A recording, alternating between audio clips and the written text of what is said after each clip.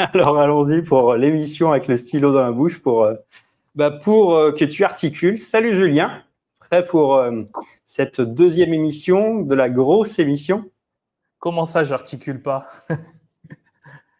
C'est ce que tu as toi-même Oui. remarqué après avoir regardé l'épisode. Note bien qu'on n'a pas eu de commentaire à ce sujet-là, mais que c'est une appréciation qui est toute personnelle. Ouais, bien sûr. Mais effectivement, c'est un bon exercice que de pratiquer sa prononciation.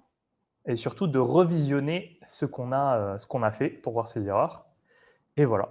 Alors, qu'est-ce que tu en as pensé de cet épisode de la semaine dernière? Enfin, pas de la semaine dernière, mais de la dernière fois. C'était intéressant. Enfin, ça, je ne sais pas pour le juger, mais mis à part les problèmes techniques, effectivement, que je ne voyais pas pendant l'enregistrement. Donc là, ça devrait aller un peu mieux. Mais tu me diras si jamais il y a des problèmes cette fois, tu me le diras, comme ça on évitera de l'étendre jusqu'à la fin. Ok. Eh ben, effectivement, on a un peu amélioré le setup. Moi, j'ai pris une nouvelle caméra, donc une petite caméra qui me suit, mais qui a surtout une meilleure qualité d'image. Le micro est un peu amélioré aussi. Et puis, on devrait avoir une meilleure émission globalement sur l'aspect technique. Maintenant, on va voir si tu articules suffisamment pour que tu en sois content au revisionnage. Ah bah oui, on s'entend rarement parler en fait, sauf si on s'enregistre. Donc du coup, C'est très vrai, c'est très très vrai. C'est vrai que c'est un exercice qui est vachement intéressant. Nous, on le faisait beaucoup en télémarketing. Ça, c'était l'idée. On expliquait aux gens en fait qu'ils devaient, par exemple, sourire en lisant, mais sourire physiquement parce que ça s'entendait en fait. Et c'est vrai que ça s'entend quand tu fais cet exercice-là de sourire. Tu parles pas pareil en fait.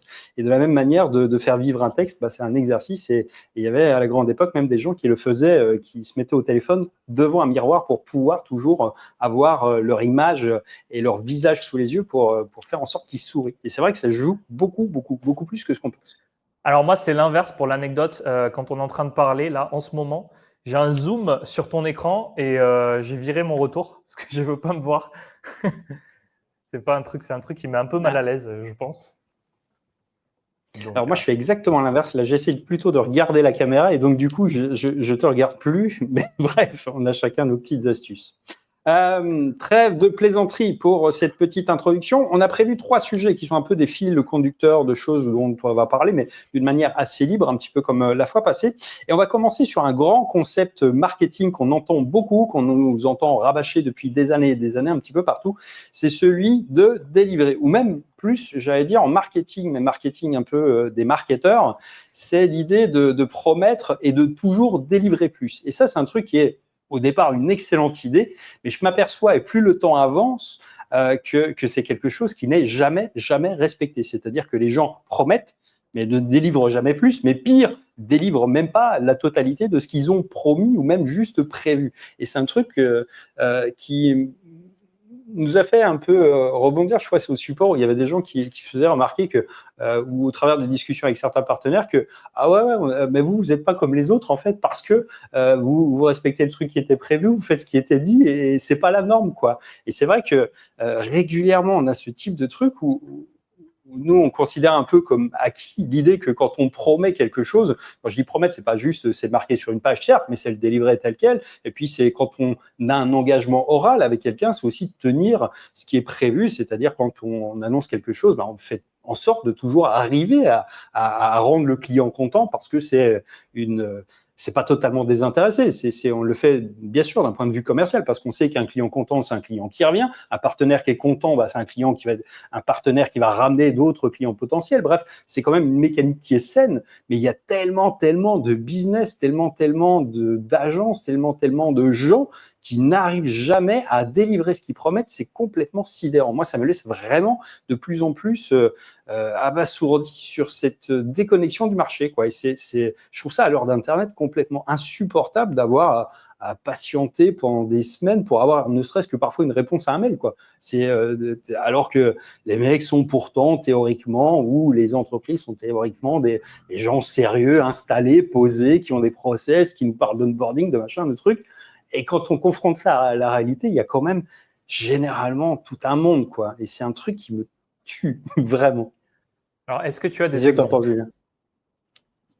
Des exemples, ouais, ça m'arrive encore de bosser avec des gens quand j'ai pas le temps, moi, de développer un sujet sur des trucs d'automatisation, par exemple, des gens qui vont te promettre un mécanisme machin. Bon, sur le papier, ça me fait économiser 2 semaines plutôt que de le développer moi, de le recevoir tout fait, sauf que, bon, tu passes commande, le truc, il est toujours pas fini, en fait, tu t'aperçois 15 jours après qu'il était vraiment pas fini, en fait, et qu'il était toujours en bug. Quand tu le reçois, en fait, au final, il est buggé, tu es obligé de le débugger toi-même, et que voilà, le truc, c'est pas fait, quoi, en fait. Tu vois que la promesse, elle est pas tenue, quoi. Et en plus, j'ai un truc pour avoir quand même, on a fait beaucoup de business, de trucs, on a beaucoup de clients qui viennent sur les supports de scrap.eu, sur VHM, sur les formations, sur les trucs. Donc, on traite énormément de demandes. Donc, quand je suis un client, j'essaye toujours d'être un client que je voudrais moi avoir. Donc, je suis un client qui est plutôt très patient, très compréhensif, beaucoup plus que la moyenne des gens. C'est-à-dire que moi, je me mets plutôt dans le haut de mes clients, en fait. C'est-à-dire, je suis pas le mec qui va venir te péter les noix parce que tu as une journée de retard. Bon, mais au bout d'un moment, quoi, en fait, t'es quand même obligé de revenir à des réalités sur les trucs, quoi. Même si t'es patient, compréhensif, truc, c'est bon, les mecs, quoi. Tu vois, j'aurais mieux fait de le faire moi-même, quoi, à ce niveau-là. J'aurais perdu moins de temps à attendre ou à truc, quoi. Et c'est pas la première fois que ça arrive. Je dirais même que c'est régulier. Mais il y a vraiment ce truc-là de dire que, ouais, j'ai un peu cette vision inversée de dire que autant quand on promet, j'essaye toujours de faire en sorte que on donne vraiment ce qu'on a promis, pas forcément plus, mais déjà ne serait-ce que ce qu'on a promis, c'est déjà bien parce qu'on fait des promesses qui sont voilà réalistes et on fait pas rêver les gens, mais juste voilà, si on peut faire plus, on fait plus. Mais quand je suis de l'autre côté, quand je suis en client, effectivement, je suis patient, mais je m'aperçois qu'il y a une distorsion énorme en fait du marché. C'est-à-dire que moi, ce que je considère comme étant un truc qui est un acquis est finalement très très loin d'être un standard. Enfin, appel à tous ceux, laissez en commentaire si ça vous est déjà arrivé d'avoir des prestataires, d'avoir des fournisseurs, d'avoir des partenaires, des gens avec qui vous bossez, qui pourtant avaient une très très belle image, qui vous parlent de toujours surdélivrer au-delà des promesses et qui finalement, en fait, quand vous allez lâcher un billet, bah le compte y est pas, quoi. Et c'est pas la première fois et c'est régulier même, j'ai l'impression. J'en veux pour preuve d'ailleurs que souvent, on a ce type de remontée inverse. C'est-à-dire que souvent, les gens arrivent en disant « Ah, putain, c'est sympa, merci », mais c'est juste la base en fait. Et les gens sont contents d'avoir juste la base du truc. C'est-à-dire que pour eux, Ouais. c'est une anomalie de marché. Il y a un truc, ce qui revient souvent en fait sur le support client, parce que je m'en occupe beaucoup avec Mélodie, c'est que les gens sont contents parce qu'on les prend pas en traître. C'est-à-dire que déjà, il y a les affiliés qu'on paye en temps et en heure. Ensuite, il y a les prestataires qu'on paye en temps et en heure. Il n'y a jamais de retard sur les factures.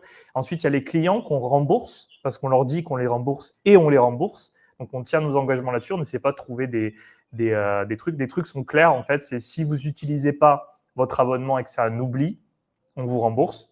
Alors, d'habitude, on le fait pour le détail, d'habitude, ce qui est marqué, c'est qu'on le fait sur un mois, mais on a souvent tendance à le pousser un peu plus. Donc, on fait plus que ce qui est prévu. Donc voilà, les gens sont contents parce que même quand ils essaient de se désabonner, on n'essaie pas de les prendre en traite. Les gens sont contents parce qu'en fait, il y a une transparence, il y a une sorte de où on n'essaie pas de. Enfin, je sais pas si c'est vraiment ce à quoi tu fais référence, mais Si, ça participe à ça en fait. C'est pareil sur plein de SaaS.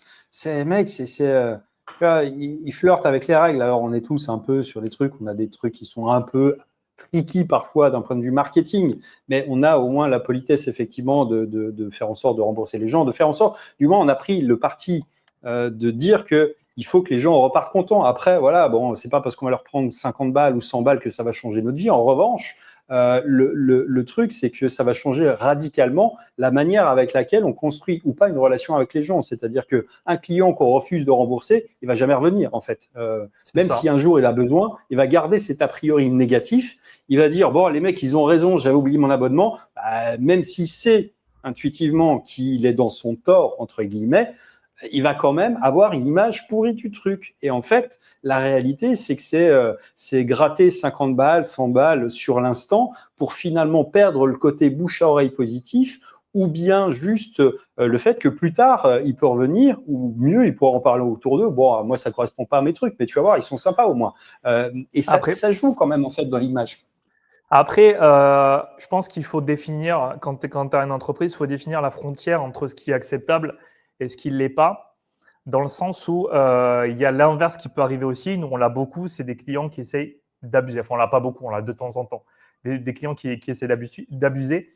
J'ai un exemple hier d'une personne qui est venue au support et qui nous a demandé, en gros, un lien pour s'auto-affilier. Elle voulait créer 2 comptes. Elle nous a dit, est-ce que je peux créer 2 comptes avec le compte 1 qui affilie le compte 2 pour pouvoir toucher des commissions d'affiliation? Elle a dit, non, mais c'est pas possible ça. Et donc, il y a toujours des gens qui essayent quand même de la faire à l'envers, ou des gens qui vont essayer de demander un remboursement sur un abonnement qu'ils ont utilisé. Mais donc, il faut trouver le juste milieu entre ce qui est honnête et ce qui ne l'est pas.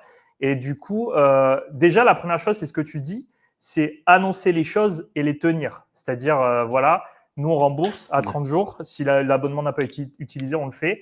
Après, l'auto-affiliation, c'est interdit. Donc, si jamais une personne essaie de créer un compte et de s'auto-parrainer avec un autre compte, on va lui annuler les commissions d'affiliation. Mais si jamais c'est légitime, les commissions d'affiliation seront payées en temps et en heure au moment où il y aura une demande, en fait. Donc, il n'y a pas de nuance là-dessus, enfin de zone d'ombre, en fait, sur les trucs. Et si jamais, alors je prends un autre exemple, on a aussi des extractions personnalisées. On nous fait parfois des demandes d'extraction personnalisées.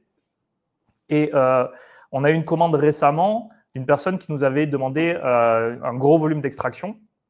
Et il s'est avéré que moi, j'ai fait une erreur dans l'extraction. Ça m'arrive de faire des erreurs.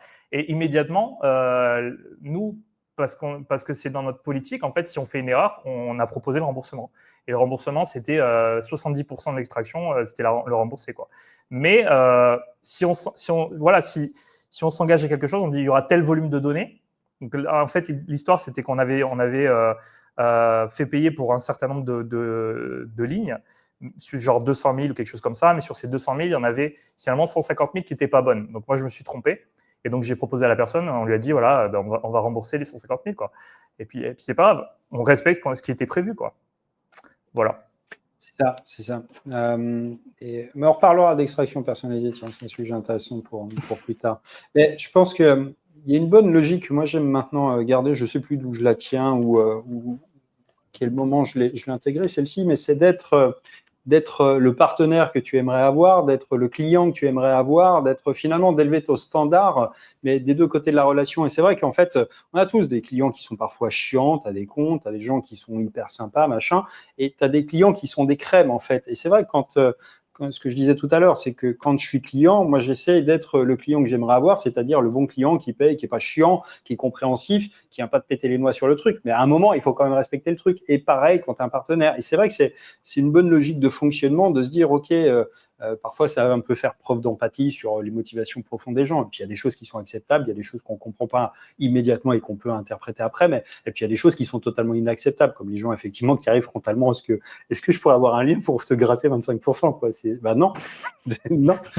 Parce que même si à la limite, effectivement, tu pourrais feinter machin, tu n'es pas un client que j'aimerais avoir. Parce qu'un client qui commence à vouloir te filouter comme ça, il va essayer de te filouter pour un truc, pour un autre, pour un machin, un truc. Et c'est pas un bon client. C'est pas un client avec qui, ou une typologie de client qui sera un client sans souci. Un bon client, en fait, c'est un client qui est content de payer, qui est content du service, qui est dans une relation qui est équilibrée. Il n'y en a pas un qui doit prendre sur l'autre ou essayer de le feinter ou le truc. C'est ça, en fait. C'est une relation transparente, honnête et qui est conçue dans la durée, ou du moins, c'est comme ça qu'on l'envisage. Et c'est vrai que c'est simple, c'est basique, mais encore une fois, c'est loin d'être là-dedans, quoi. Et à chaque fois, en fait, c'est un truc qui, moi, me sidère encore aujourd'hui, en fait, malgré tout, les mecs ne sont pas capables de juste tenir, en fait, les bases du truc, quoi, d'une relation commerciale. C'est impressionnant. Ouais. Non, mais ouais, il y a des. Enfin, en fait, c'est à partir d'une discussion, c'est que nous, ce qu'on considère comme étant la base, la norme, même le minimum syndical, finalement, pour beaucoup d'entreprises, c'est même pas là. Il y a un autre exemple que j'ai récemment, c'est je suis abonné à un service, pour ne pas le citer, qui fait des résumés de livres tous les mois et que je paye 15 $ par mois. Et Sébastien m'a envoyé un screenshot et j'ai vu qu'en fait, pour les nouveaux clients, il faisait une offre Black Friday à 10 $ par an. pour la même chose que je paye, moi, $15 par mois. Donc, je leur ai envoyé un email un peu en mode en colère en leur disant, mais c'est pas normal, quoi. Et du coup, le truc, c'est qu'ils m'ont répondu 2 semaines après. Et donc, pour moi, le minimum syndical, déjà aussi au niveau de la réponse au support client, c'est 24 heures, 48 heures, tu vois, jour ouvré. Pas 2 semaines, quoi. Ouais. Et en plus, pour des gens qui te payent, pour des clients qui te payent des 15 balles par mois. Donc, ouais, il y a plein de trucs comme ça qui sont, ouais, je sais pas, qui sont des Et alors, du coup, bases. la réponse, c'était quoi de ce Non, la service de réponse, c'est. résumé? Ils te l'ont donné? Ouais, ils me l'ont donné le Black Friday, ils me l'ont donné. Mais moi, note bien que je n'ai jamais reçu de mail m'indiquant qu'il y avait une promo de Black Friday. Si tu m'avais pas envoyé le screenshot, je ne T'aurais serais jamais jamais au dû le courant. recevoir. Bien sûr, ouais. C'est ça, ils Non, mais jouent tu vois, là-dessus, évidemment. Mais ouais.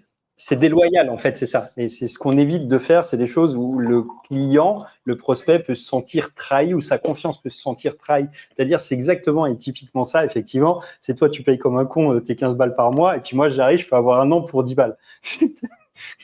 Ouais, C'est c'est quand ça. même, quand tu vois le truc, tu as raison de fulminer. Alors, c'est pas des grosses sommes, mais ça aurait été la même chose exactement sur un produit à 1000 ou un abonnement à 500 ou 500 l'année. S'ils sont capables de le faire sur ce truc-là, ils l'auraient fait pareil, quoi. C'est juste la manière avec laquelle ils le font. Et c'est vrai que c'est logique de se dire, OK, tant qu'à faire, je vais quand même essayer d'en faire profiter mes clients, alors qu'eux, ils sont dans une logique finalement qui est plus de dépôt de bilan, je crois, où ils essayent de Ouais. récupérer un maximum de cash avec ça, quoi. Après, il y a beaucoup. Il y a certains clients qui nous disent que les prix, par exemple, de Scrap.io sont élevés.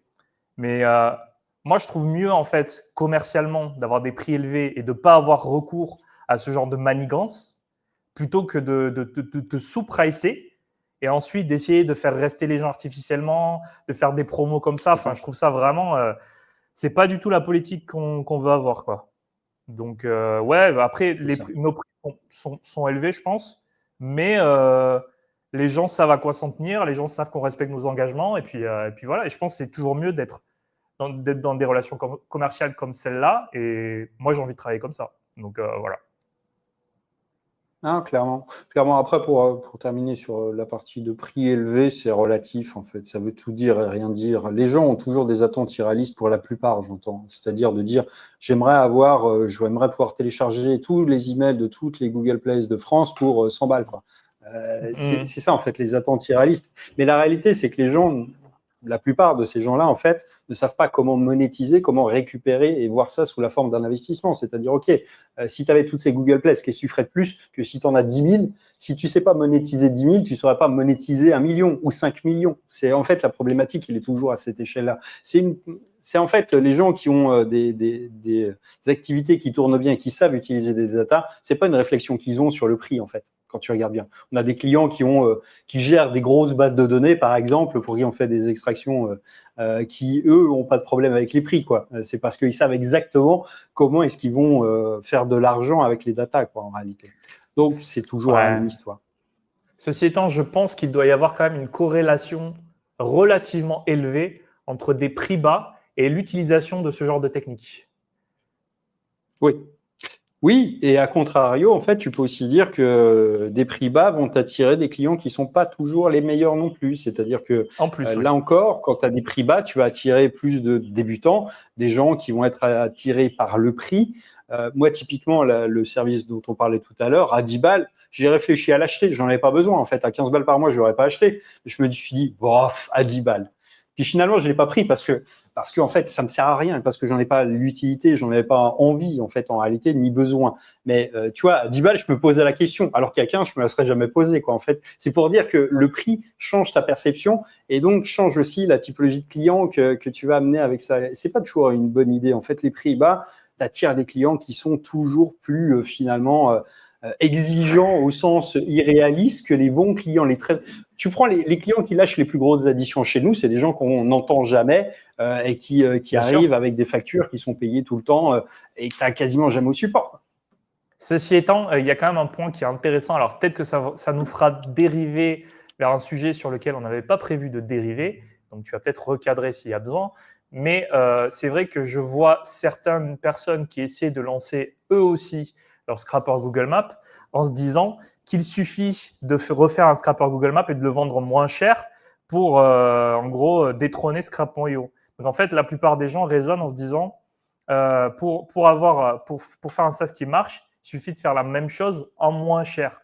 Mais personnellement, je pense pas que ce soit vraiment la solution de toujours viser les prix, de baisser les prix en fait, pour toutes les raisons qu'on a évoquées. C'est un sujet qui est intéressant, on va continuer un peu dessus. C'est un sujet intéressant. Il y a des contre-exemples à ça. Et il y a effectivement la logique générale. En fait, le différenciateur le plus facile à utiliser, c'est effectivement le prix. C'est-à-dire de dire, bon, je vais faire la même chose d'un truc qui marche, mais je vais le faire moins cher. Exemple de truc qui a bien marché, c'est System.io comparativement à ClickFunnels. ClickFunnels, à l'époque, c'était 100 ou 300 balles par mois. System.io arrivant en disant, on fait un truc gratos. C'était effectivement un élément très différenciateur sur le moment, mais ça n'a pas été le seul. C'est-à-dire que ça permet effectivement d'entrer dans un marché dans lequel tu sais qu'il y a des clients, un besoin.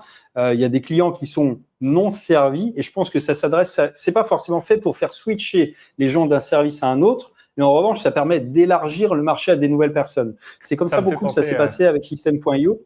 Pardon ? Ça me fait penser, pardon, je te coupe, ça me fait penser aux compagnies aériennes, avec AirAsia notamment, dont le slogan est Now everyone can fly, qui en fait c'est un peu ça. s'adresse à un nouveau marché. Ouais. C'est ça, c'est une stratégie pour élargir le marché, je pense. Et la réalité, c'est que les gens qui sont installés à un endroit, voilà, qui sont contents d'un truc, en général, c'est que tu passes un peu à côté du truc. C'est-à-dire qu'il n'y a que les chasseurs de prix qui vont être séduits par de nouvelles offres. J'entends par là que si le prix pour toi c'est un élément important en tant que client, bien sûr tu vas aller chercher toujours moins cher et tu auras toujours une nouvelle manière d'arriver à un truc moins cher. Et c'est pas ce qu'on vend, nous on vend en fait de la simplicité d'utilisation. Et de l'autre côté, en fait, en réalité, tu as des gens quand tu es content, quand tu as des services que tu utilises tous les jours. Moi, je vais pas regarder tous les 4 matins s'il y a une nouvelle plateforme d'automatisation. J'ai changé de Zapier à Make parce que Zapier a explosé ses prix, donc eux ils ont fait l'inverse. Et je suis sur Make, il y a plein de services qui existent, mais je vais pas les tester parce que je suis content de Make, en fait. Je cherche pas, même s'il y avait moins cher, en fait, j'ai mes habitudes sur le truc. Et c'est un peu ça, en fait. Oui. Donc, c'est un élément de différenciation qui sert surtout, à mon sens, à élargir le marché à des nouvelles personnes qui sont pas satisfaites des prix des principaux installés. Mais en réalité, c'est pas un truc qui va te permettre, effectivement, de couler la tête de pont, c'est-à-dire System.io n'a pas coulé ClickFunnels. Il y a d'autres personnes qui s'en chargent en ce moment, mais ClickFunnels est toujours loin devant System.io. En revanche, effectivement, il y a plein de gens qui ne pouvaient pas utiliser ClickFunnels pour des raisons de prix, pour des raisons de pays, pour des raisons de plein de trucs, en fait, qui ont pu commencer à vendre sur en ligne. Donc, c'est à mon sens un peu les deux. Mais effectivement, le prix, je pense toujours que ça t'attire pas les mêmes clients. C'est-à-dire que ClickFunnels avait quand même l'image un peu d'avoir, je sais plus, il y avait qui dessus, il y avait Grant Cardone, il y a eu sans doute un lancement avec avec des grosses stars américaines, quoi, en fait.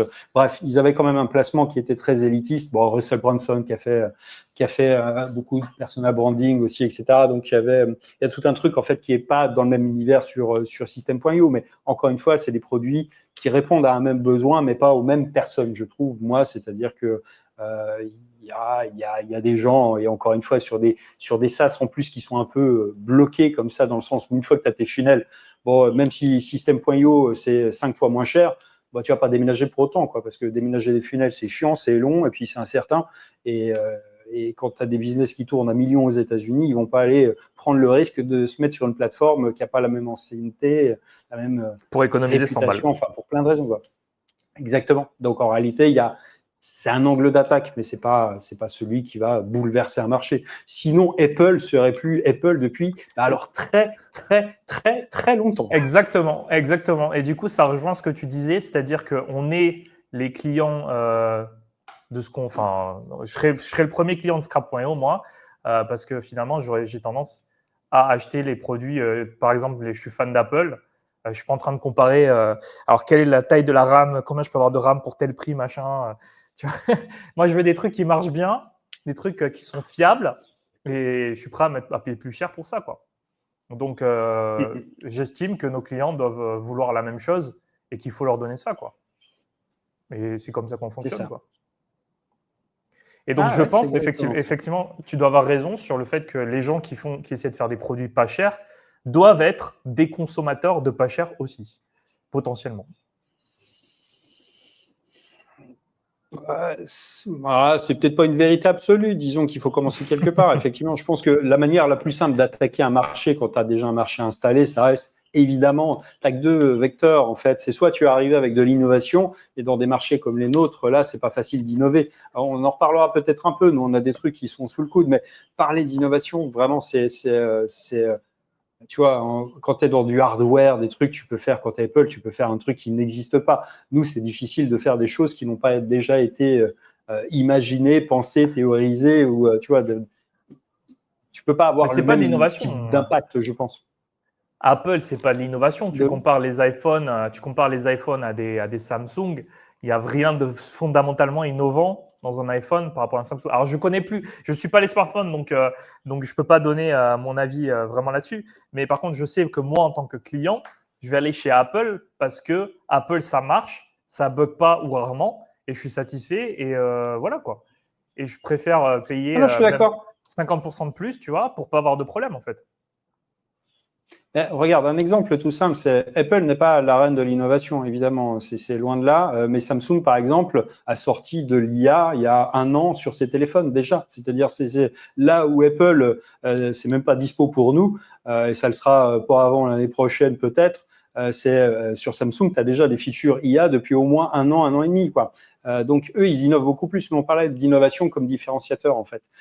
Et donc, pour les marchés de la tech comme ça, c'est facile, du moins c'est possible de trouver. Je dis pas que c'est facile, disons que c'est possible d'aller chercher de l'innovation. Pour nous, pour faire des concurrents à Scrap.io, bon, l'innovation, elle est quand même beaucoup plus restreinte, quoi. Tu vois, on n'a pas la même latitude de développement qu'un Samsung versus un Apple, quoi. C'est-à-dire les mecs, ils peuvent imaginer plein de choses que nous, on peut pas. Bon, tu veux imaginer quoi sur Google Maps qui n'existe pas, quoi. En fait, c'est un peu ça. On a un champ qui est beaucoup plus fermé, quoi. Ouais. Non, tu disais Apple, il se différencie. Tu disais c'est soit l'innovation, soit le prix. Bah, Apple, ils font ni d'innovation, ni de prix, du coup. Je parlais d'un concurrent qui cherche à attaquer un nouveau marché, donc plutôt Samsung qui cherche à attaquer Apple. Ok. Tu vois, et ils ont fait les deux, en l'occurrence, au fur et à mesure du temps. C'est-à-dire que Samsung, historiquement, est arrivé par le prix, et au fur et à mesure du temps, ils sont arrivés avec l'innovation. À tel point, d'ailleurs, qu'il y a des composants entiers des iPhones qui sont faits par Samsung, les écrans notamment, enfin, je ne sais plus si c'est toujours le cas, mais la RAM, les écrans, il y a des puces, il y a des trucs. C'est vraiment une de leurs forces. Mais ils sont arrivés comme ça historiquement. Bref, ça c'était pour la conclusion du truc des gens qui attaquent de nouveaux marchés avec le prix. Mais oui, effectivement, enfin, il y a de la place pour beaucoup de monde en fait parce que tu ne sers jamais la totalité des clients potentiels non plus. Et d'ailleurs, tiens, ça va faire une jolie transition avec un deuxième sujet qu'on avait prévu, c'était justement l'art de savoir dire non. Parce qu'en réalité, c'est un truc qui est là aussi, ça rejoint finalement cette philosophie-là. Tu as des clients qui vont arriver, des gens qui vont arriver avec des demandes qui sont réalistes, réalisables, donc qui sont réalisables, que tu as envie de faire ou que tu n'as pas envie de faire. Puis tu as des gens qui arrivent avec des choses qui sont irréalistes. Genre, est-ce que je pourrais m'auto-affilier pour te gratter 25% ? Et tu le dis en frontal. Bah non, ouais, mais si je te l'ai pas dit, tu l'aurais pas su. Bah si, parce qu'en fait, on a des outils pour ça, mais bref. Et puis après, il y a des gens qui arrivent avec des demandes, et là, on va parler un peu plus de justement de choses qu'on fait ou qu'on devrait peut-être moins faire ou qu'il faudrait envisager de moins faire parce que effectivement, tu t'aperçois. Alors pour mettre un peu ça en perspective, il y a Scrap.io qui fait donc toute une partie qui est la partie automatisée, c'est-à-dire en self-service. Tu prends un abonnement, tu vas faire tes recherches, tu crées tes fichiers d'export, tu exportes, tu télécharges. Voilà, tu te sers tout seul. Et puis, pour des gens qui ont des demandes qui sont plus complexes ou plus larges, en fait, on a un process qui concerne des extractions sur mesure. C'est-à-dire que c'est des gens qui vont avoir des besoins en volume ou bien en ciblage qui ne sont pas possibles de servir avec l'app, ou du moins pas immédiatement, ou du moins pas aussi facilement. Donc des gens typiquement qui veulent, je sais pas, tous les restaurants des États-Unis, ou bien les gens qui veulent des fiches Google Maps avec un ciblage très précis, qui vont être des filtres qu'on n'a pas forcément sur l'app, ou bien qui vont vouloir vraiment des choses qui sont custom. Alors, effectivement, c'est un truc qui pourrait être quasiment applicable à beaucoup plus de gens que ce qu'on fait, voire même à 90% des gens. Mais la philosophie, ça a été quand même de dire, OK, on va faire une app qui le fait en automatique plutôt que de faire des extractions sur mesure à chaque fois, puisqu'on a commencé quand même par ça, c'est-à-dire en faisant de la vente de fichiers au départ pour des clients qui nous ont demandé effectivement des premiers fichiers sur plusieurs pays, sur des catégories, bref, sur des trucs qui étaient vraiment sur mesure. Et puis aujourd'hui, on a cette partie-là de gens qui demandent des choses vraiment très précises, mais ce qu'il faut comprendre, c'est que à chaque fois que c'est une demande personnalisée, ça veut dire un travail personnalisé. Ça veut dire, en fait, et là, en plus, c'est un truc qui est difficilement délégable parce que, pour le coup, c'est Julien qui va s'en occuper parce qu'il faut faire des requêtes SQL dans des grosses bases de données gigantesques, etc., pour sortir des trucs. Enfin bref, des choses qui sont beaucoup plus difficilement délégables. Et donc, du coup, ça fait des gros tickets, mais avec une grosse contrainte d'activité pour toi, pour le coup. Ouais, on en parlait ça beaucoup avec le fondateur, Charles, le fondateur de Rocket Lead, qui est justement dont l'activité principale consiste à faire des extractions personnalisées de ce type-là. Et c'est vrai que c'est un truc qu'on a essayé d'éviter, enfin que j'essaye d'éviter, parce que effectivement, c'est toujours, en fait, déjà c'est des choses qui sont pas réutilisables. C'est-à-dire que nous, ce qu'on essaie de faire, c'est de capitaliser un peu sur le code qu'on produit. Donc, un code que tu produis pour un client et que tu peux utiliser que pour lui, finalement, c'est du travail que tu ne peux pas réutiliser ailleurs. Et du coup, voilà, donc on a essayé de faire des process d'extraction standardisés et avec quand même un ticket d'entrée relativement élevé parce que la plupart des besoins peuvent être remplis et peuvent être répondus par Scrap.io.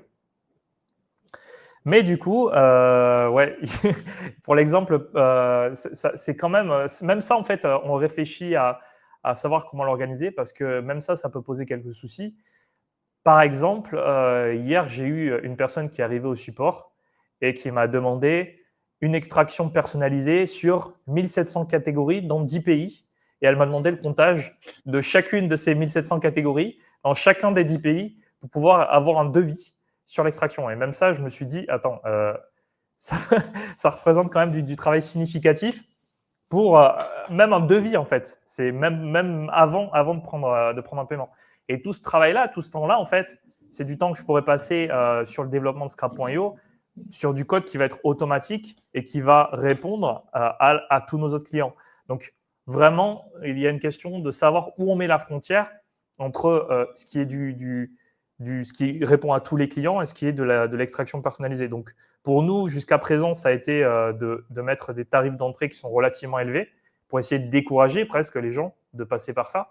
Mais même ça, des fois, ça ne marche pas. Donc voilà. Tu as d'autres C'est quoi les tarifs questions d'entrée pour que les gens se rendent compte? Là, en fait, on a un tarif d'entrée sur une extraction standard personnalisée, c'est 1 000 €. 1 000 € avec à peu près un même tarif à la ligne que Scrap.io. La seule différence, c'est qu'on peut aller plus loin, on peut extraire plus, sur plus de catégories, sur plus de localités, etc. Mais on ne va pas le faire pour 50 €, quoi. Je ne vais pas bloquer une après-midi ou même 2 heures, ou peu importe, pour faire une extraction de 50 €. Ça n'a pas de sens, en fait. Donc, ça, c'est les tarifs standards. Après, ouais. J'allais juste mettre une petite précision, c'est le tarif affiché, c'est-à-dire, OK, on a un formulaire qui permet aux gens de dire ça m'intéresse, voilà de quoi j'ai besoin, et on précise qu'en dessous de 1 000 €, on ne fait rien. Mais la réalité, c'est que le ticket moyen qui est laissé par les gens en extraction personnalisée est très, très supérieur en fait aux 1 000 €. C'est-à-dire qu'en fait, les gens arrivent avec des demandes qui sont beaucoup plus importantes en moyenne que ce prix-là, en fait. C'est pour ça que c'est un équilibre qui est compliqué, en fait, parce que quand on voit des gens qui arrivent avec des demandes qui concernent plusieurs millions de lignes, ça fait plusieurs milliers, voire plusieurs dizaines de milliers d'euros. Et parfois, il faut effectivement se dire, bon, qu'est-ce qu'on fait? On dit oui, on dit non, parce que c'est toujours ennuyeux d'un point de vue financier de se dire, OK, ouais, mais c'est quand même de l'argent, quoi, en fait. Et c'est ça, en fait, qui est toujours un peu tendancieux dans le raisonnement, c'est de mettre une frontière et puis d'arriver devant le truc. Ah ouais, mais quand même, lui, bon, il rentre pas dans les critères du truc, mais quand même, il y a un gros billet, quoi. Et c'est ça, en fait, qui est toujours un peu douloureux de faire une croix un peu sur du business qu'on laisse passer, quoi. Ouais, mais ça rejoint ce que tu disais de savoir dire non et de savoir où est la limite, effectivement. Parce qu'en fait, on s'était déjà posé cette question par le passé, c'est-à-dire que même si on prend une presta à plusieurs dizaines de milliers d'euros, est-ce que c'est de l'argent gagné ou est-ce que c'est du temps que tu perds à développer une feature sur Scrap.io qui va servir des centaines de clients et qui, sur un an, va peut-être te rapporter plus, en fait. Et ce sera de manière automatique, tu vois. Donc, tu dis, tu es attiré par le client qui te fait miroiter, entre guillemets, ce montant-là, mais tu te dis, voilà, est-ce que c'est vraiment un bon choix? Donc, la limite est difficile à poser, en fait. Ouais. Mais en tout cas, il avec faut un qu'il peu de arrive. recul, on sait. Ouais, il faut en avoir une, mais c'est vrai qu'on fait tous cette erreur au départ en disant on va le faire parce que c'est de l'argent, quoi. Et au bout du bout, en fait, tu peux avoir effectivement suffisamment de recul pour dire bon, c'était de l'argent, mais ça a pris tant de temps et c'était peut-être pas finalement aussi intéressant que ça parce que ce temps, j'aurais pu le faire. Et au départ, a priori, tu le fais jamais comme ça. Tu peux le faire, le raisonner qu'à posteriori, de te dire ok, la priorité c'est plutôt ça et de savoir refuser ou de moins savoir. Parfois, il faut aussi, je pense, savoir conseiller un peu les clients pour détourner leur truc, c'est-à-dire de dire on pourrait le faire, ça va être beaucoup plus cher. Ou alors on peut trouver peut-être une alternative si on le fait comme ça. En fait, ça va être moins cher, un truc moins chiant. Mais il faut quand même avoir ce recul. Je pense que au tout début, tu peux pas ne pas faire cette erreur-là et ne pas tomber dans le piège de l'argent facile a priori, c'est-à-dire argent facile a priori, parce que tu t'arrêtes au montant et que tu calcules toujours mal la difficulté en fait du travail qui est en face, quoi. Mais il faut aussi rappeler que dans les extractions personnalisées, en fait, là, pour le coup, il n'y a que toi qui interviens dessus et qui peut intervenir dessus. Donc, forcément, ça repose intégralement sur toi et que, pour le coup, c'est un truc qui, toi, te bouffe de la disponibilité et du temps de cerveau et du développement sur d'autres trucs, quoi. C'est vrai que c'est ça qui est dangereux toujours. Mais d'ailleurs, la réponse à ça, finalement, c'est aussi un peu ce qu'on a évoqué, qui est de dire que on va, l'équipe et toi, aller développer des features qui vont permettre d'avoir une alternative à proposer, finalement, et augmenter peut-être nos seuils sur des extractions personnalisées pour aller vers des gens qui ne seront pas servis par de nouvelles features qui pourraient justement répondre à leurs besoins qui ne peuvent pas être servis actuellement, quoi. Ouais, non, mais tu as totalement raison. Ouais.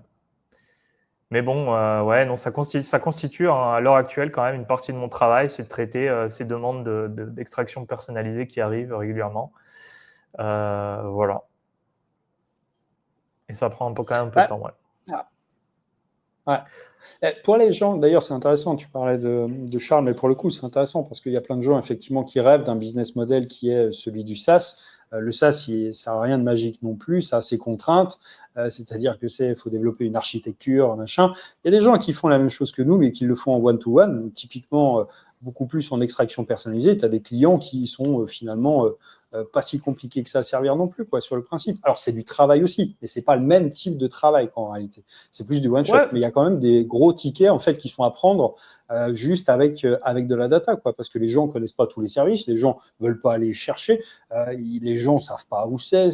Les gens en fait ont tous la même problématique, c'est moi je veux le fichier en Excel nettoyé, terminé, quoi. Ils veulent pas s'embêter que tu l'aies récupéré là, machin, que tu l'aies créé avec des scrappers, du Python, du Selenium, tes pieds ou tes mains, c'est pas leur problème, quoi. En fait, eux, ce qu'ils veulent, c'est le résultat. Et en vrai, c'est pour ça qu'il y a encore finalement de la place pour d'autres typologies de services de data, quoi, qui ne soient pas forcément des SaaS, quoi. En fait, c'est ça que je dis, c'est que les gens voient le SaaS comme étant la solution ultime, mais finalement, tu as aussi la porte d'entrée de la presta, et c'est celle qu'on a pris au tout début, en fait, qui nous a permis d'évaluer le besoin, quoi.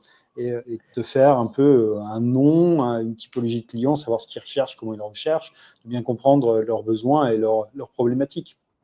Ouais, ça rejoint ce dont on parlait juste avant, à savoir que le positionnement par le prix n'est pas forcément le meilleur. Tu as des gens qui vont payer plus cher pour la même chose, simplement parce que c'est sous la forme d'une prestation, plutôt que de devoir utiliser. Typiquement, ce qui peut paraître assez étonnant, mais on peut avoir beaucoup d'utilisateurs chez nous qui vont être prêts à payer plus cher juste pour ne pas avoir à payer un abonnement, à s'abonner, tu vois, à l'application Scrap.io. Alors ils peuvent se désabonner tout de suite, tu vois. Mais dans leur tête, dans leur mindset, ils ne veulent pas s'abonner à un SaaS. Ils veulent faire une prestation quitte à payer plus cher. Voilà.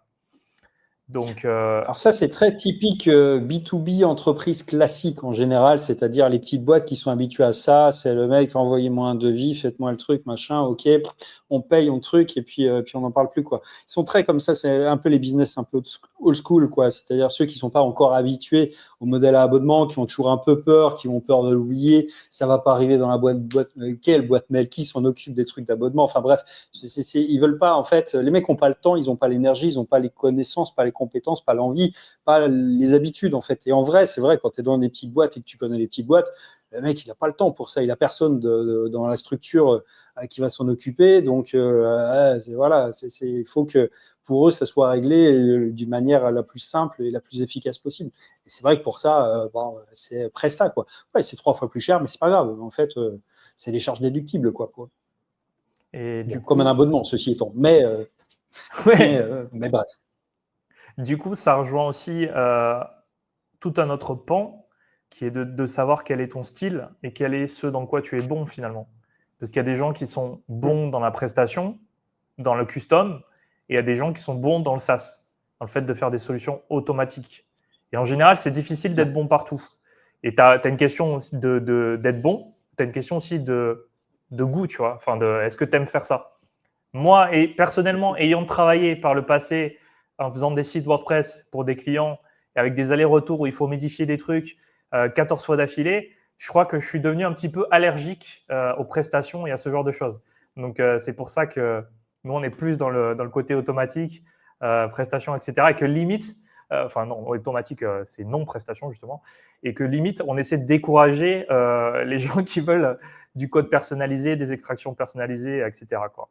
Voilà. Mais il y a des gens qui sont moins bons sur le côté SaaS, mais qui sont largement meilleurs sur des opérations de ce type-là, quoi. Et j'ai envie de dire, tant mieux pour eux. Ouais, c'est ça, c'est ça. Il reste de la place sur les marchés pour des solutions amenées différemment, quoi. Donc oui, c'est clairement ça. Et puis, ouais, tu as raison, c'est question de goût personnel, d'affinité. Et puis en plus, nous, on est quand même à l'autre bout du monde aussi. On a des décalages horaires, des trucs qui font que c'est moins pratique déjà pour avoir des gens au téléphone en permanence. Enfin bref, il y a 1000 raisons aussi, au-delà de trucs, c'est moins simple, quoi.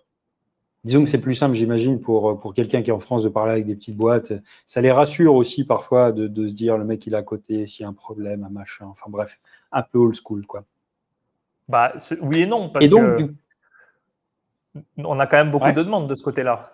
Donc, ça les c'est rassure. vrai. On n'a pas un problème de demande, on a plus un problème de temps pour y répondre, tu vois.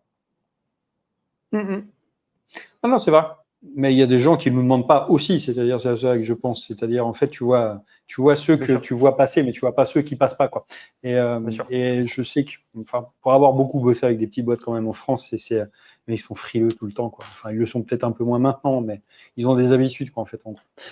Mais bref. Et du coup, ça nous amène à des features qui vont arriver pour pallier un peu à ça sur Scrap.io, du moins qui sont en cours de réflexion sur cette partie-là. C'est l'idée de comment est-ce qu'on peut faire en sorte que les gens qui avaient une demande personnalisée puissent être traités d'une manière qui est plus automatique, c'est-à-dire de les servir, mais d'une manière automatique. Alors, ceux qui ont des demandes qui rentreront malgré tout dans un certain cadre, mais ça va limiter forcément le flux des gens qui vont arriver pour des trucs qui seront vraiment potentiellement traitables par toi ou d'une manière qui soit vraiment personnalisée en one-to-one, quoi. Là où en fait on pourrait quand même en dériver une partie avec l'UX, avec l'interface. Et c'est un peu ça l'idée quand même.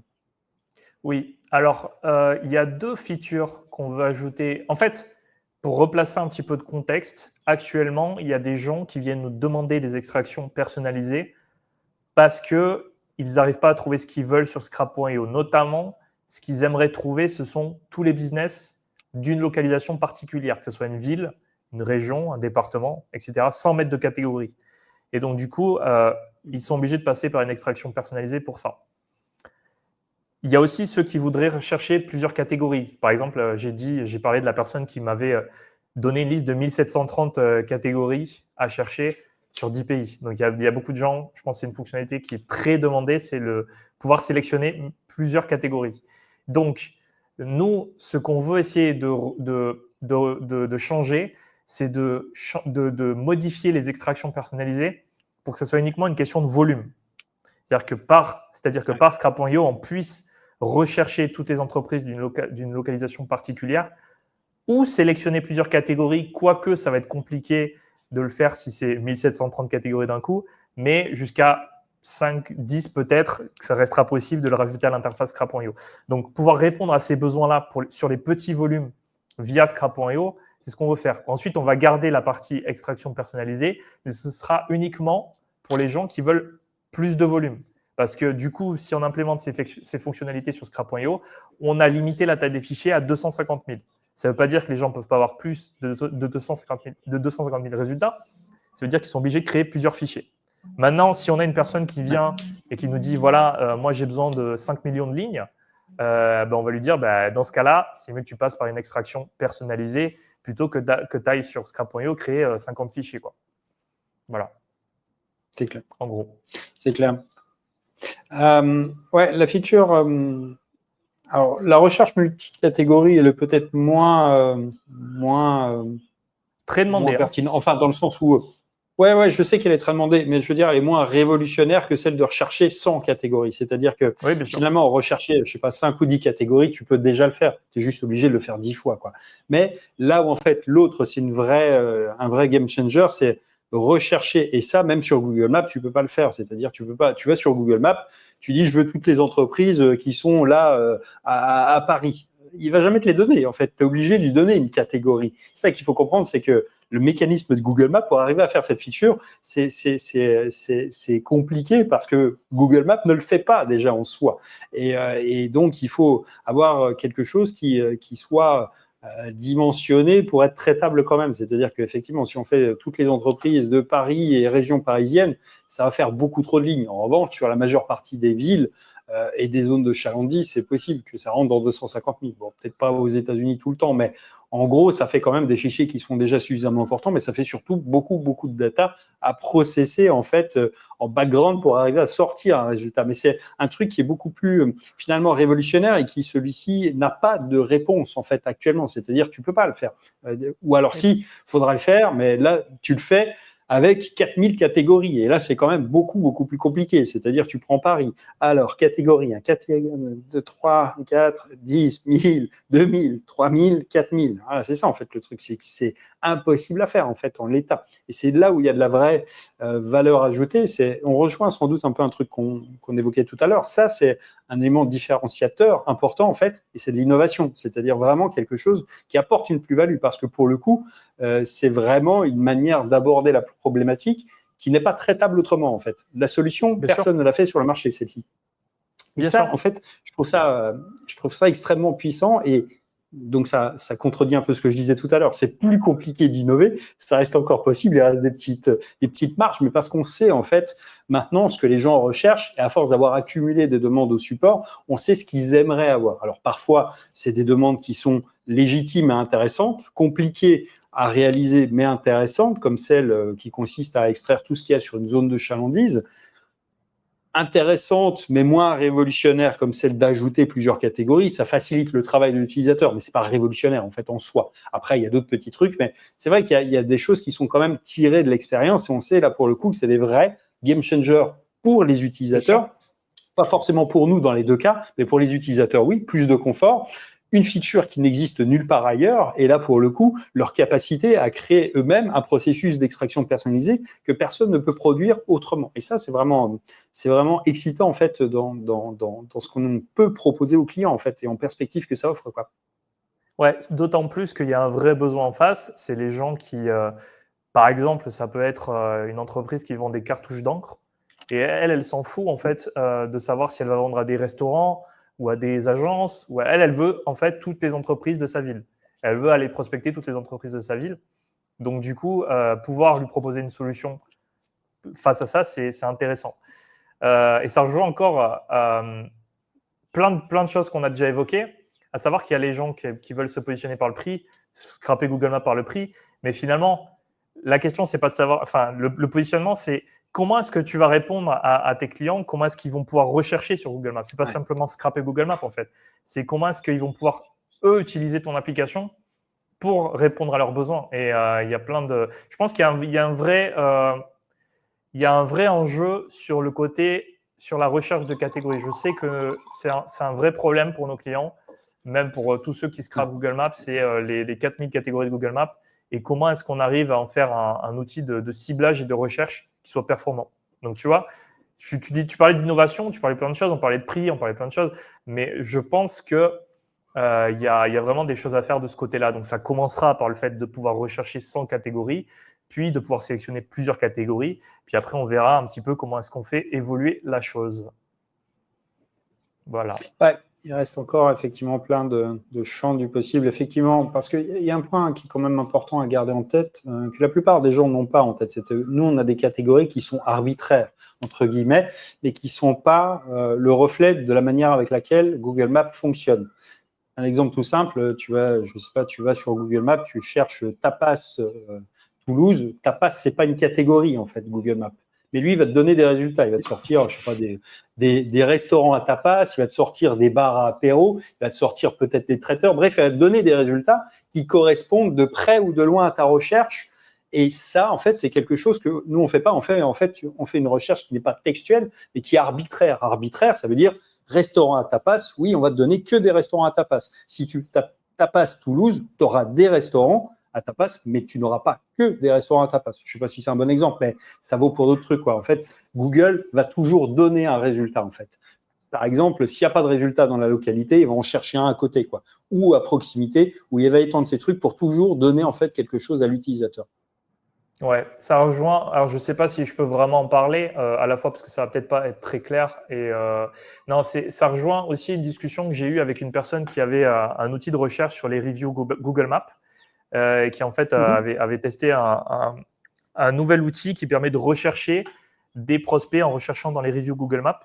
Et elle me disait que les gens ne savent pas rechercher, que le principal problème qu'elle voyait avec son proof of concept, c'est qu'il a mis un champ de texte libre pour que les gens puissent rechercher des prospects par le contenu des reviews. Donc, en fait, l'idée, c'est de chercher, par exemple, personnel, staff pas sympathique, endroit sale, etc. Et ça va recracher une liste d'établissements Google Maps dont les reviews ont ce texte-là. Mais elle me disait que quand on donne des champs libres aux gens, ils ne savent pas les utiliser. Donc, ce dont on a parlé, en fait, et c'est nous, notre approche avec Scrap.io, c'est de les contraindre. C'est-à-dire qu'on va pas laisser le choix aux gens de taper ce qu'ils veulent. On contraint sur le type d'établissement, donc sur les catégories Google Maps. Mais dans son idée à lui, je pense que son produit pourrait être intéressant si on pouvait contraindre sur la recherche de review. Par exemple, on aurait une case à cocher.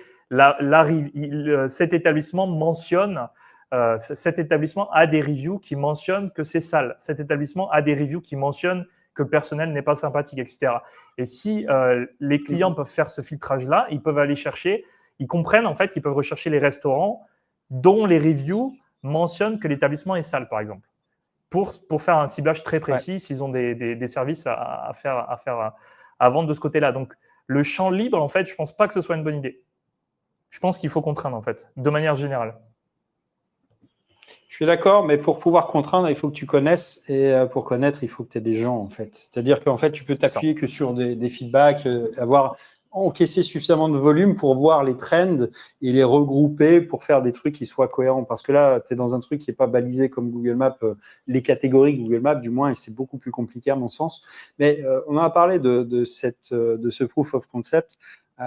Et moi, ce que je trouve, en fait, l'idée est séduisante, mais je trouve que c'est pas actionnable. C'est-à-dire, ok, admettons en fait que tu vois, en fait, tu parlais restaurant salle. Bon, ok, mais déjà, tu vas avoir des volumes qui sont faibles, et deux, c'est pas applicable à beaucoup de business à mon sens. Alors peut-être que je me trompe, mais encore une fois, on a parlé brièvement de ce truc-là. Je trouve que il y a peu de use cases où ça va être pertinent. Alors, pour les restaurants, ça l'est un peu plus parce que les gens sont en contact et ils vont y laisser des reviews. Donc, essentiellement dans la business hospitality, donc hôtel, restaurant, tout ce qui est un peu d'accueil, tu vas voir des trucs, mais c'est pas parce que tu as des commentaires que tu peux en tirer une variable exploitable. C'est-à-dire, tu peux le faire pour de la personnalisation. mais les gens n'aiment pas recevoir en fait un truc où, ah ouais, en fait on a dit que tout restaurant le staff il était vraiment minable quoi. Tu vois, ça fait pas un bon contact call mail par exemple ou un truc. Ça fait un bon truc de segmentation peut-être, mais pour segmenter il faut quand même que tu aies du volume quoi en fait en réalité. Et je suis pas sûr en fait que ça soit vraiment du coup actionnable. C'est l'idée séduisante je trouve. Mais je suis pas certain en fait que ça s'adresse à beaucoup de typologies de prospects. Quand je dis prospects, c'est des gens qui seraient intéressés pour avoir une liste de restaurants qui vont avoir comme truc staff mal poli par exemple. Tu vois, le champ actionnable me semble assez limité. Et de l'autre côté, en fait, ouais, c'est très contraint à quelques secteurs, je pense. Après, je me trompe peut-être, mais du moins, moi, je le vois un peu comme ça. C'est-à-dire que faut qu'il y ait du volume, il faut qu'il y ait un certain type d'activité. Sinon, je vois pas trop comment tu peux t'en servir, quoi. Et même quand tu les as, je suis pas certain que ça soit aussi actionnable que ça. Ça fait des signaux faibles, à mon sens, oui. Mais est-ce que tu vas pouvoir en faire quelque chose? Parce que si tu sors 10 prospects, tu vas dire OK. Mais tu vois, en fait, il y a un danger, je trouve, avec les reviews, c'est que dès lors que tu as beaucoup de reviews, tu auras toujours 10 connards sur 1000, en fait. Et en fait, c'est un vrai faux signal. C'est pas parce que tu vois, tu as 10 connards qui ont laissé un mauvais commentaire que ton truc, tu vas pouvoir radier en disant ouais, votre staff, il est mal poli ou ton restaurant, il est dégueulasse, quoi. Parce que 10 personnes l'ont dit. Et tu en as peut-être 990 qui l'ont pas dit. Et en fait, ça fausse un peu le truc. C'est en ça où je trouve ça pas. En fait, tu vois, j'ai un problème avec ce truc. L'idée, je la trouve séduisante, mais je vois pas trop comment c'est actionnable, en fait. Ça, le truc. C'est tout un problème de Google, par exemple, aussi. Tu vois, sur la manière dont ils indexent le contenu textuel, c'est de savoir la pertinence. Si ta review, elle apparaît 10 fois, sur 10 reviews sur 1000, c'est moins pertinent que si elle apparaît sur 5 reviews sur 10, tu vois. Mais bon, ouais, non, après, faut voir. Ça, c'est une question de pertinence. Après, il faut voir du point de vue du besoin. Est-ce que les gens ciblent vraiment par le contenu des reviews? Et ça, c'est une autre question, effectivement, ouais. Non, s'en servir dans de la personnalisation, rebondir sur quelques trucs, oui, mais de là à pouvoir faire un truc at scale, sauf à être dans certains secteurs d'activité très précis et à combler certains besoins, tu vois, pour les restaurants, pour les hôtels, pour les trucs, ok, peut-être, mais pas. Déjà, ça concerne pas beaucoup à mon sens, d'activités qui peuvent l'utiliser pertinemment. Mais au-delà de certaines activités professionnelles de catégorie Google Maps, du moins de certaines catégories très contraintes, je vois pas trop en fait, tu vois, ce que tu vas pouvoir en ressortir comme jus, quoi, parce que tu as des trucs, hormis les restos, les hôtels et les trucs, tu vois, il n'y a pas beaucoup de commentaires en fait, hormis ces catégories-là. Ça rejoint aussi une autre discussion que j'avais eue avec lui, en lui disant que, en fait, plus on rajoute de filtres, plus les gens les utilisent. Et le problème, c'est si les gens filtrent trop, ben voilà, c'est ça, c'est exactement ça. Si la personne, après, on lui met trop de filtres, elle dit, voilà, moi, je veux cibler tous les restaurants de Paris qui ont une note de moins de 3 étoiles et dont les commentaires mentionnent que l'endroit est sale, elle va se retrouver avec 3 résultats, elle va dire, ouais, ton outil ne marche pas, quoi. Pourquoi est-ce que j'ai pas de lead? En fait, c'est parce que ton ciblage, il est trop précis, quoi. Donc, nous aussi, dans la manière dont on construit Scrap.io, il faut qu'on réfléchisse à ça. Parce que plus, dans l'idée générale de se dire, plus on propose des options de ciblage, mieux c'est pour le client. Oui, mais non. Parce que plus on propose des options de ciblage, plus les clients vont les tester, vont les utiliser, et plus ça peut occasionner de la frustration pour eux, parce qu'ils auront peu de résultats. Donc, il faut aussi trouver ce curseur-là. Il n'est pas forcément facile, quoi. Donc, ouais, c'est clair, c'est clair. C'est vrai qu'on a déjà beaucoup de filtres à l'heure actuelle. Et ils sont cumulables, c'est-à-dire tu peux cibler les établissements qui n'ont pas revendiqué leur fiche Google Maps, qui sont encore ouverts, qui ont une adresse mail, mais qui n'ont pas de compte Facebook ni de compte Instagram, mais une chaîne YouTube. Enfin, tu vois que le truc quand tu joues avec tous les filtres et si tu les cumules tous, effectivement, tu te retrouves avec 2 restos quoi sur toute la France parce que ton truc t'as trop filtré quoi en fait, et t'as trop zoomé quoi. Et après, les gens ils viennent au support. Mais votre truc, il ne marche pas, il n'y a pas de résultat. Évidemment, ça, on en a beaucoup. C'est plein de gens comme ça qui sélectionnent 12 filtres et qui après ils disent mais ça ne marche pas votre truc. Donc voilà. Donc ouais, non, le ciblage, c'est à double tranchant. Tout est à double tranchant en fait. Le prix, le ciblage, enfin toutes les options qu'on propose, il faut faire des choix quoi. Voilà. Ah ouais, c'est clair, c'est clair. Mais après, je pense qu'il faut aussi savoir, sans doute, être capable de distinguer en fait ce qui est. Les clients ont tous des idées. qu'ils pensent génial parce que ça répond potentiellement, ou du moins ils l'espèrent, à leurs besoins. Et ils pensent que c'est une généralité. Bon, déjà, il faut remettre un peu les trucs en contexte, c'est-à-dire que, un, souvent, c'est un besoin personnel qui est uniquement valable pour eux, et deux, c'est pas forcément une bonne idée, fût-elle celle du client lui-même. C'est-à-dire, c'est pas parce que lui, il y a pensé que c'est une bonne idée. J'aimerais pouvoir faire de la personnalisation avec les restaurants, en leur disant, ouais, j'ai vu qu'il y avait des gens qui disaient que ton resto, il est sale. Les restaurants, je suis pas sûr qu'ils aiment beaucoup le recevoir, le mail, et que ce soit très profitable ou très pertinent, quoi. C'est toujours ça, en fait. Il y a un peu ce truc-là aussi de distinguer un peu ce qui est vraiment utile, ce qui est vraiment important. Et ça, c'est quand même parfois, il faut, et on rejoint un peu le sujet d'avant, mais savoir dire non aux clients, quoi. Non, ça, on va pas le faire parce que c'est une mauvaise idée, en fait, le truc. Puis parce que nos clients, les autres, ça les intéresse pas, en fait, ton truc. Donc oui, ça te rend service à toi, peut-être, mais je suis pas sûr que ça te rende réellement service quand on y réfléchit 2 secondes. Et de deux, c'est une feature qui est sur mesure et on fait pas de sur mesure, quoi, pour ça. Et c'est pour ça aussi que dans l'objectif de Scrap.io, nous, on veut rester sur Google Maps. Notre but, c'est de rester vraiment là-dessus. Même si on va rajouter des features d'enrichissement de sirène derrière, justement pour récupérer quelques données supplémentaires comme le nom du dirigeant, enfin le prénom du dirigeant, etc. On ne veut pas que ça devienne des données de filtrage. Parce que si ça devient des données de filtrage, déjà, on n'arrive pas à fusionner, à faire correspondre tous les établissements Google Maps à des établissements sur la base sirène. Donc, si on a ne serait-ce que 50% de correspondance, si les personnes rajoutent des filtres sur le chiffre d'affaires ou des choses comme ça, vu que c'est des données qui n'existent que de la base sirène et qu'on le fait en partant de Google Maps, déjà, ça va supprimer 50% des résultats. Et donc, en plus, ça va supprimer le reste des résultats pour le filtrage des chiffres d'affaires. Donc, ça devient vraiment compliqué. Donc, tout ça pour juste redire qu'en fait, on va rester focus Google Maps. Scrap.io, ce sera focus Google Maps. Même si on rajoute des données de l'extérieur, ce sera pour enrichir des fichiers de Google Maps existants, mais ça ne deviendra jamais des données de filtrage. Voilà. Ouais.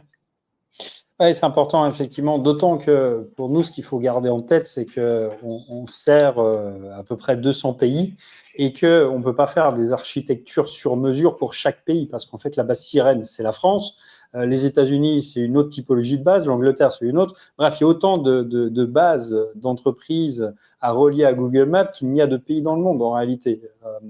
Et c'est pas possible d'avoir des infrastructures qui soient différentes, en fait, systématiquement.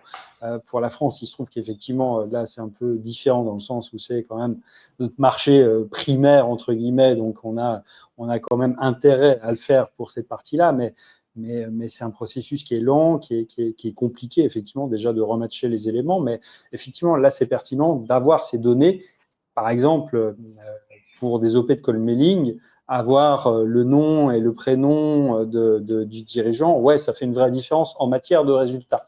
Donc là, c'est une demande qui est légitime, ce qui ne serait pas légitime, effectivement, d'en faire en filtre. Mais arriver à avoir, quand c'est possible, le prénom du dirigeant qu'on peut coller dans un call mail, oui, ça fait une différence en matière de résultats. Pour l'avoir moi-même testé sur les trucs, et c'est incontestable. Donc là, ouais, effectivement, ça apporte de la plus-value au client. Et pour le coup, c'est une bonne idée de l'intégrer. Quand c'est possible, évidemment, et ce n'est pas toujours ni possible, ni facile pour autant, quoi. Je vois donc pour 2025. certains... Ouais, non, bah oui, bah oui, pour 2025, sachant qu'on est, on est le 20 décembre, donc oui, sans doute. Enfin, pas pour 2024 en tout cas, ça c'est sûr. Non, mais ça rejoint encore un autre sujet, une autre thématique qui est la thématique de la fusion des données. Je vois certaines personnes qui essaient de faire de la fusion, et c'est un sujet qui est compliqué. C'est-à-dire fusionner des entreprises présentes sur Google Maps avec leur enregistrement sirène dans les bases du gouvernement, avec leur page LinkedIn, avec leur page Facebook. Ils essaient de faire une sorte de gros mash-up, de pouvoir par exemple, cibler une entreprise, avoir son chiffre d'affaires sur le sirène, avoir son avis sur Google Maps, avoir son nombre de followers sur LinkedIn, avoir son nombre de fans sur Facebook, etc. Je pense que c'est compliqué et je pense que c'est dangereux. Je pense que les outils doivent être utilisés. Il faut savoir de quel point de départ, d'où on part en fait. Je prends un exemple. Sur les fichiers qu'on génère avec Scrap.io, il y a une colonne à la fin qu'on appelle technologie, qui en fait est une analyse des technologies utilisées sur le site Internet. Donc, par exemple, on peut détecter si le site Internet a été créé avec WordPress, avec PrestaShop. On peut savoir s'ils utilisent PHP, JavaScript, etc. Donc, c'est un bon complément à ce qu'on fait. C'est-à-dire que c'est un bon outil qui permet de complémenter les fichiers. Maintenant, si on veut prendre ça comme base de départ, il y a des outils qui sont faits pour ça. Par exemple, BuildTwist. Là, ça nous permet de rechercher tous les sites d'Internet qui sont faits par WordPress, qui sont faits avec WordPress, et ensuite d'aller les enrichir avec des données de contact. Nous, on part du principe on propose un outil qui permet de partir de Google Maps et ensuite d'aller récupérer des données additionnelles éventuellement, mais on ne peut pas proposer ça comme filtre. Parce que si on propose ça comme filtre, en fait, ça pose trop de problèmes. C'est comme si BuildTwist, demain, proposait un filtre sur la note sur Google Maps, en fait. Je pense que l'erreur, c'est de vouloir tout faire et de tout mélanger. Et je pense que chaque outil a sa place et ça dépend de la manière dont on veut prospecter. Il y a des gens qui vont partir, qui le font très bien, qui partent je pense notamment à Société Info, ou à Papers, qui permet de partir ou à Rocket Lead aussi, qui permet de partir des bases sirènes et de dire, voilà, je veux les entreprises qui sont dans tel code NAF, dans telle ville, avec tel chiffre d'affaires, ça le fait très bien. Nous, on fait Scrap.io, donc ça permet de chercher les entreprises qui sont sur Google Maps, dans telle ville, qui ont telle note, et de filtrer là-dessus. Et si vous voulez partir d'un autre outil, que vous faites des prestations de site Internet, par exemple, et que vous voulez cibler les gens qui ont un site WordPress pour l'améliorer, vous allez utiliser un autre outil qui est BuildTwist. Vous allez chercher les gens qui ont un site WordPress et ensuite éventuellement enrichir avec des données de contact. Mais il faut vraiment avoir cette réflexion de savoir d'où on part et quelles sont les données qu'on ajoute ensuite dessus. Il ne faut pas essayer de faire un outil qui fait tout et qui fait tout mal, en fait. Alors, pour pallier à ce que tu viens de dire, je vais finir le module sur Make qui permettra aux gens de faire ce type d'enrichissement par eux-mêmes. C'est-à-dire, en fait, pour les gens que ça intéresse, essentiellement, c'est les gens qui manipulent des outils, mais avec des process Make, tu peux très bien, effectivement, rajouter via une ou deux API, je ne sais pas, aller parser l'URL du compte Instagram pour récupérer le nombre d'abonnés, par exemple, si c'est important pour toi. Donc ça, on peut le faire, en fait. On peut accompagner, entre guillemets, avec des mini-outils. Mais en réalité, c'est des besoins qui ne sont pas les besoins standards ni génériques que la plupart des clients ont. C'est vraiment des trucs de se dire, OK, je vais faire du multicanal. Le mec, je vais lui envoyer un petit message sur LinkedIn, j'envoie un call mail sur une email que j'ai récupéré via Google Maps. Et puis ensuite, je vais aller visiter son profil sur Twitter et puis laisser un petit message. Enfin, tu vois, c'est des trucs, la plupart des gens ne les utilisent pas en réalité, ces process-là, parce qu'ils sont ultra complexes à déployer, ils sont pas à la portée de tout le monde, et puis surtout, il faut manipuler des fichiers de données dans tous les sens pour arriver à créer ce type d'outil. En revanche, effectivement, module Scrap.io pour Make, ça permettra effectivement de faire des petits scénarios comme ça, puisque là, pour le coup, on peut envoyer la data et les gens peuvent rajouter leur propre data, c'est-à-dire, on revoit s'il y a un compte Instagram, bon, bah, tu as une API qui te permettra d'aller récupérer le nombre d'abonnés, le nombre de trucs, et puis éventuellement même envoyer des messages. Ça, c'est possible, effectivement, mais nous, on ne peut pas se permettre de l'intégrer parce qu'on ne veut pas aussi intégrer tous les use cases possibles et en faire une caisse à outils géante. Il y a des outils qui le font déjà, nous, ce n'est pas notre philosophie. La philosophie, elle transparaît dans l'UX, ça doit être simple, c'est-à-dire c'est un peu Apple de leur vision, il faut que ça marche tout de suite, quoi. Et en fait, tu arrives sur Scrap.io, tu prends une catégorie, tu prends une ville, un pays, un département, une région, tu appuies sur rechercher et ça marche, tu n'as pas besoin de faire plus. Si tu vas sur Phantom Buster, il va falloir que tu set up tout le truc avant et c'est pas fait pour tout le monde. Il y a plein de gens qui ne veulent pas apprendre à set up tout un flow sur Phantom Buster pour arriver à faire des extractions Google Maps. Ouais, tu as raison, mais c'est surtout en fait, je pense qu'il faut vraiment faire une différence entre l'enrichissement, donc ton outil Make, en fait, il vient faire de l'enrichissement sur des données existantes, et l'endroit d'où tu pars. C'est-à-dire la manière dont tu vas faire ta recherche, la manière dont tu vas targeter tes leads, en fait. Donc toi, ton outil Make, en fait, il n'est pas du tout contre cette philosophie, tu vois. C'est-à-dire que tu vas rajouter des colonnes, des données à une recherche Google Maps. Mais par contre, vouloir faire un outil qui permet de cibler sur tout et de rechercher sur tout à la fois, je pense que c'est compliqué. Voilà, c'est tout. Et je pense que nous, on va rester sur Google Maps. Ouais. Non, clairement. Mais ça serait aussi compliqué d'intégrer, je sais pas, par exemple, le parsing des comptes Instagram ou machin, ou truc de toutes les plateformes, par exemple, pour avoir les datas, pour ajouter les stats. Tu vois, même sans s'en servir comme filtre, mais de dire, OK, ça, on pourrait ajouter le nombre d'abonnés, on pourrait ajouter le nombre d'abonnés, le nombre de vidéos sur YouTube, tout ça, tous ces renseignements-là. Mais on se retrouverait avec des fichiers qui sont gigantesques, mais surtout qui ont très peu de pertinence pour la plupart de nos clients. C'est-à-dire que l'immense majorité des gens, en fait, vont regarder une seule colonne, c'est-à-dire les emails, et à peu près tout, quoi. Le reste, ils s'en servent pratiquement pas en réalité dans les fichiers.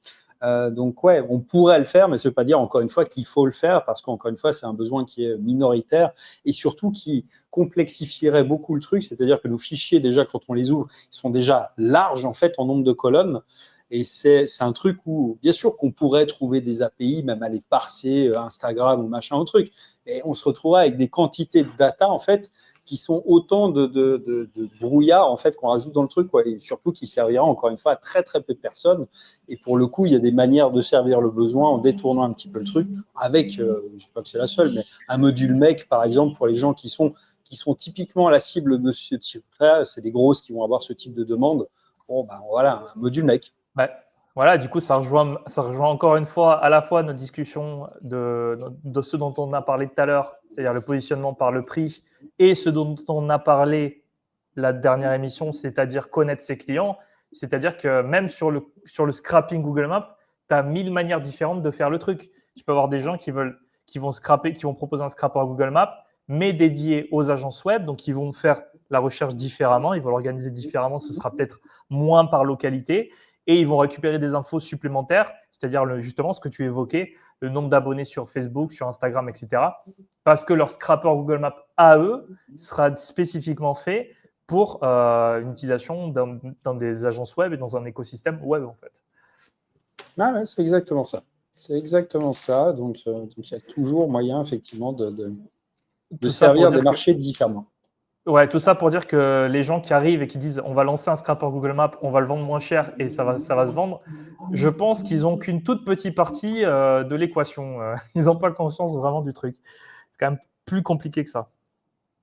Ah, bien sûr, mais après, il faut bien partir de quelque part. Donc, après, tu attires des clients, tu as du feedback, tu peux pivoter, tu peux améliorer, tu peux changer, tu peux faire en sorte de trouver ton différenciateur. Mais il faut bien commencer quelque part, quoi. Donc, jette pas la pierre finalement aux gens qui se lancent avec l'idée de faire juste moins cher sur un marché existant, parce que c'est quand même un moyen qui dit, OK, il y a des clients, je peux servir ceux qui ne sont pas servis en tapant moins cher. Après, je vais trouver mon petit truc à moi unique une fois que j'aurai fini d'avoir des feedbacks, quoi. Mais avant, tu pars toujours dans de l'a priori, quoi. Ouais, je ne leur jette pas la pierre non plus. J'ai juste trop entendu des gens qui disent faire un SaaS, c'est facile, il suffit de copier ce qui existe déjà et de le vendre moins cher et ça va marcher. Je pense que c'est un tout petit peu plus compliqué que ça. Voilà. Après, les gens qui commencent comme ça, non, évidemment, bien courage, sûr que quoi. c'est beaucoup plus compliqué que ça. Mais encore une fois, après, il faut bien partir de quelque part. Mais après, c'est pas ça qui fait le succès ou l'échec. En réalité, le prix n'est qu'une variable du truc et c'est loin d'être la seule, quoi. Ouais, carrément. Ouais. On est déjà à 1h12 chez moi, donc je pense qu'on va peut-être s'arrêter. On a été bien bavard, mais 1h12, ça me semble déjà faire une belle vidéo.